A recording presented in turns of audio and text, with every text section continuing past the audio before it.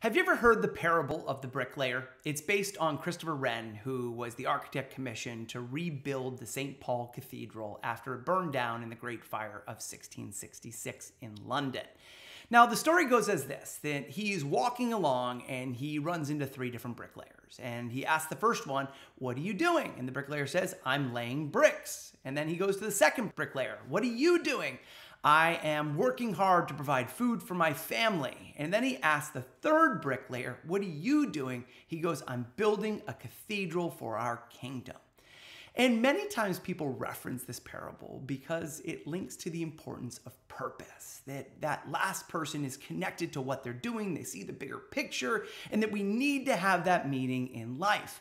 But when I heard somebody reference this the other day, it got me thinking that we often emphasize that last bricklayer is the one that really is connected to the bigger mission. But we also neglect that it just means those other two people are maybe in a different place and have different priorities right now. And so I think it's important as leaders to remember that everybody's at a different place and has different things that matter to them. And as leaders, it's our job to be able to draw those things out.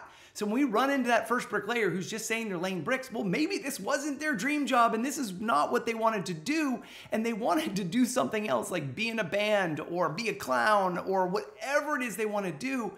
And when we ask them, "Hey, what matters to you most? What are you working towards? What do you want to make happen?"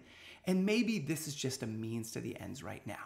And for that second bricklayer, then, well, there's no greater purpose than being able to support our families, to be able to do the hard work every day so that we can make sure they have the things that they need. Just last week, I was in a workshop where there was somebody who says, "I'm really committed to the purpose of our mission." And another person just says, "What matters most to me is my family. And I'm doing this job so I can make sure that they have a better life than I did."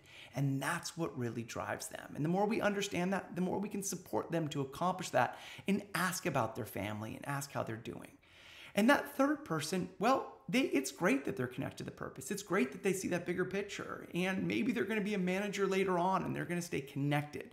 But as leaders, it's important to remember that we need to meet people where they're at. And if someone says they're just a bricklayer, then find out what matters to them. If someone says they're serving their family, then support them to do just that. And if they're connected to the mission, then make sure you're having conversations how they see how their work is contributing to the overall result you're producing. And when we do, we're going to build those cultures where people feel valued for who they are, what they contribute, and what it takes to do their job each day. And what has you feel valued? What gives you purpose? I'd love to hear your thoughts in the comments below. And if you enjoyed this video, make sure you hit that like, subscribe, and share with at least one other person who you know make a difference for. And together, let's build cultures where people feel valued every day.